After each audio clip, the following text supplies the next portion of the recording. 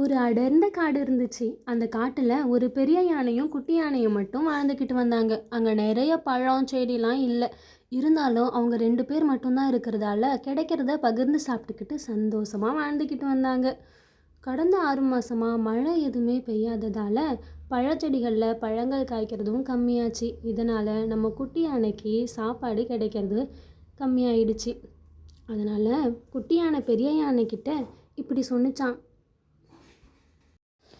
அம்மா அம்மா, முதல்லாம் எனக்கு சாப்பிட்றதுக்கு நிறைய பழ வகைகள்லாம் தருவ.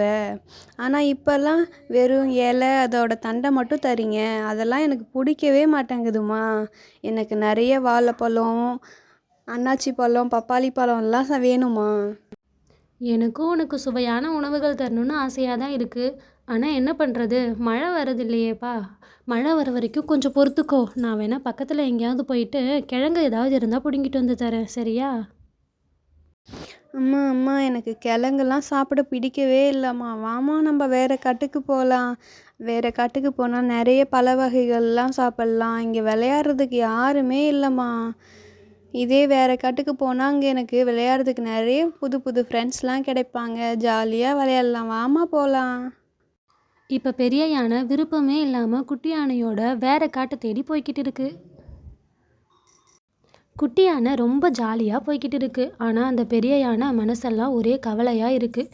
இவனை தடுத்து நிறுத்தவும் முடியாது. போக வேணான்னு சொன்னால் அடம் பிடிச்சிக்கிட்டு சாப்பிடவும் மாட்டான். போகிற இடத்துல கொடிய விலங்குகள் எதுவும் இருந்துருமோ அப்படின்னு ரொம்ப பயப்படுது. கடவுளே, நீங்கள் தான் எங்கள் 2 பேர்த்தையும் காப்பாற்றணும் அப்படின்னு நினச்சிக்கிட்டு நடந்து போய்கிட்டே இருக்காங்க. அந்த குட்டி யானை ரொம்பவும் சந்தோஷமாக புதுசாக ஒரு காட்டுக்கு போகிறோம். நிறைய ஃப்ரெண்ட்ஸ் எல்லாம் கிடைப்பாங்க. ரொம்பவும் ஜாலியாக இருக்கலாம். சாப்பிட்றதுக்கு நிறைய பழங்கள்லாம் கிடைக்கும்னு யோசிச்சுட்டு போயிட்டு இருந்துச்சான். அப்போ அவங்களுக்கு ஒரு இன்ப அதிர்ச்சி இருந்துச்சான். அந்த இடத்துல நிறைய மரங்கள், செடிகள், நிறைய பழஞ்செடிலாம் இருந்துச்சு. இவங்க இதுக்கு முன்னாடி பார்க்காத நிறைய புது விஷயங்களெல்லாம் பார்த்தாங்க.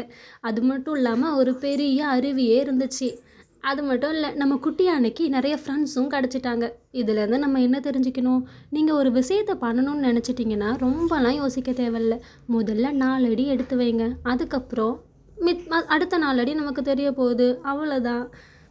இந்த மாதிரியான கதைகளை நீங்கள் தொடர்ந்து பார்க்க நம்ம சேனலை சப்ஸ்கிரைப்